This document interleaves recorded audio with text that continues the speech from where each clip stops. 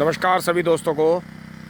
दोस्तों ये आप देख सकते हैं हमारे सामने तेहर 235 बीज खड़ा है, जो कि हमने तसला विधि से बोया था।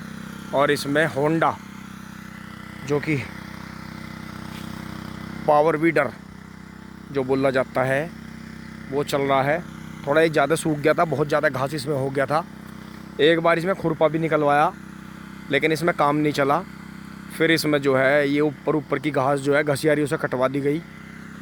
और अब जो है बबलू भाई इसमें पहले इस तरफ चला दिया है ये मैंने दो बार, और अब बबलू भाई इसमें चला रहे हैं। दोस्तों ये करीब 40-45 हज़ार रुपये का आता है। ये होंडा F300 है, जिसमें पहियों की जगह पे ही रूटर होता है। इंजन का जो गियर बॉक्स है उसके दोनों साइड में ब्लेड लगे होते हैं। अब ये करीब 24 से 28 इंच पे सेट है और बहुत ही अच्छी जुताई कर रहा है और ज़्यादा तामझाम भी नहीं है। एक बार स्टार्ट कर लो, ये इसका क्लिच है, दबाए रखो तो चलता रहता है, छोड़ दो ये ऑन ऑफ का स्विच है। और इस तरफ इसमें रेस है, ये यहाँ रेस है इसकी, और बहुत ही बढ़िया। और जो पीछे इसमें ये लगा हुआ है सरिया जो स्टैंड है, इसे पीछे गड़ा के आगे से हिला देते हैं तो ये बैलेंस कर जाता है। और हम इसमें दोस्तों अब ऐसा करेंगे, ये जो मिट्टी है इसके बीच में थावड़े में जो है मिक्स खाद डाल के चारों तरफ से मिट्टी थावड़े पे लगा देंगे। और अब बरसात आने वाली है तो इसका काम निपट जाएगा।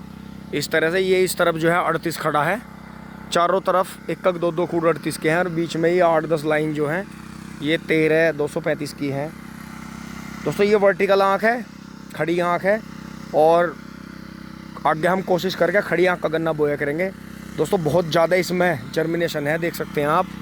जो ये आँख सही सलामत बची गई थी, इसमें से ये 2-3, और जो ये है ये मेन पेड़ है, और फिर ऐसे ही इसमें से 2 इधर निकल रहे हैं, और पीछे भी छोटे छोटे नीचे पौधे निकल रहे हैं। और घास ही घास हुई है, अभी तक इसमें कोई ज़्यादा कुछ नहीं करा। एक बार शायद स्प्रे कर दी थी बबलू भाई ने, और थोड़ा बहुत खाद डाल दिया था, वो तो ये घास ही इसमें उगती रही। घास बहुत होती है इस खेत में, बहुत ज़्यादा घास होती है। तो दोस्तों जो कि सादी विधि है, उत्तम विधि है, उसी पे अपना लगे रहें, बोते रहें उसे, क्योंकि एक्सपेरिमेंट आप जब भी करेंगे यही काम होगा। एक्सपेरिमेंट थोड़ा सा खर्चा लेते हैं, थोड़ी टेंशन भी देते हैं, और थोड़ा सा एक्सपेरिमेंट करने में मजाक भी उड़ती है कि भाई इनका तो एक्सपेरिमेंट फेल हो गया। तो दोस्तों हमने बहुत ज़्यादा लागत इस 13-235 बीज में नहीं लगाई है, क्योंकि जहाँ से हमने बीज लिया था पुष्पेंद्र भाई से, उन्होंने कहा था कि बहुत ज़्यादा लागत लगाने से बीज जो है अपना असली गुण छोड़ देता है, और जो है फिर फर्टिलाइज़र जितने भी डालते हैं कीटनाशक उनसे चलने लगता है।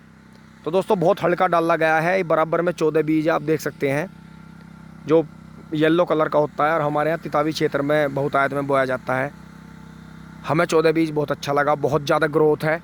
देख लो घास खड़ी है, उसमें भी कोई ज़्यादा उसमें कीटनाशक वगैरह कुछ नहीं डाला गया है, बहुत ही बढ़िया तरह चल रहा है। 38-14 और ये 13-235 जो बीज है ये अगली साल हम बढ़ाएंगे, काफ़ी हमें अच्छा लग रहे हैं। दोस्तों हमसे गलती हुई है, ये हमारा खेत परसों जुतना था, ये सूख गया, तो इसमें जो है ये टेलर भी इसमें कूद रहा है।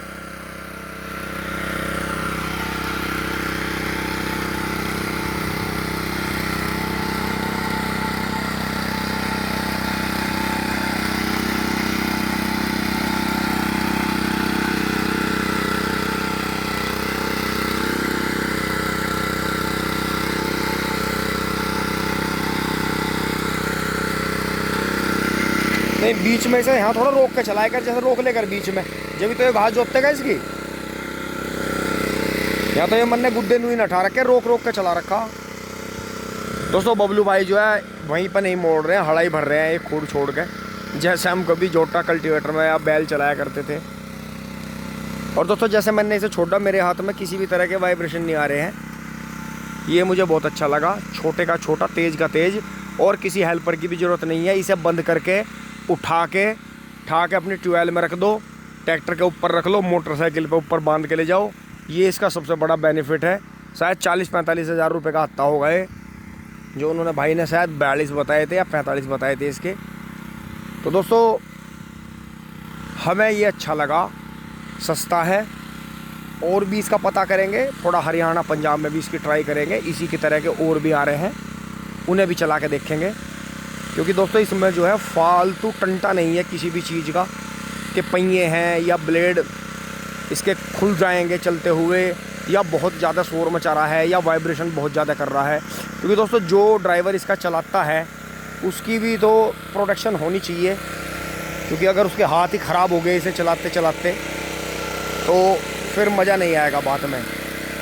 और इसमें ज़्यादा कोई तामझाम भी नहीं है, पेट्रोल का इंजन है, बहुत ही बढ़िया। किसी भी तरह से पूरे खेत में कहीं भी पेट्रोल की बदबू या कोई गैस महसूस नहीं हो रही है जैसे डीजल में होती है। और आवाज़ इतनी कम है कि जैसे ही हम थोड़ा सा दूर जाते हैं आवाज़ हमें सुनाई नहीं देती है।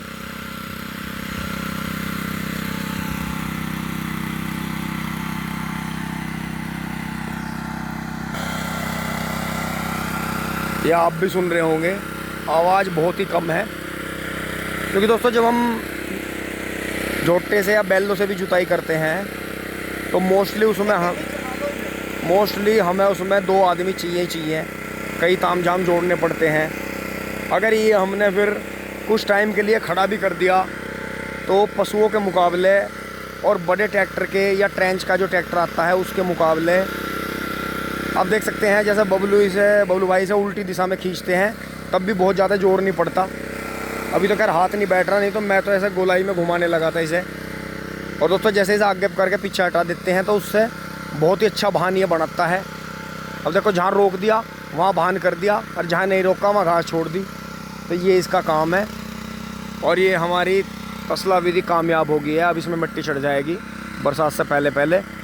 और दोस्तों घास आप कितनी भी दवाई कर लो, कितना भी कुछ कर लो, घास कभी ख़त्म नहीं होती है और ना होनी चाहिए। क्योंकि दोस्तों जहाँ घास नहीं होती है उस ज़मीन को बंजर बोला जाता है। और बंजर ज़मीन में जब घास भी नहीं हो रही है तो आप वहाँ बगीचा या फसल कुछ भी कर नहीं सकते हैं। तो इसलिए दोस्तों हमेशा अच्छा करने की कोशिश करें। बहुत ज़्यादा घास की स्प्रे करना सही नहीं है, ज़मीन की उर्वरा शक्ति को नुकसान पहुँचाती है। अब जैसे ये हमने इसमें कुछ घास घसियारी को कटवा दी, कुछ पहले खुरपी निकलवा दी थी, इसी में फैलवा दी थी, और अभी ये इसमें कटिंग करके जोत दी है। तो ये इसमें हरी खाद बन गई है, देख सकते हैं आप, ये देख सकते हैं बिल्कुल ये हरी खाद बन गई है। और 2 दिन में ख़त्म हो जाएगी।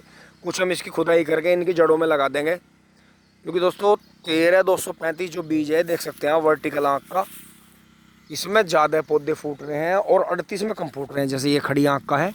लेकिन 38 अपने आप में इतना अच्छा मजबूत बीज है कि 13-235 को हम अभी 38 से अच्छा नहीं कह सकते हैं। कोई भी बीज अभी तक ऐसा नहीं आया जो हमें संतुष्ट कर सके।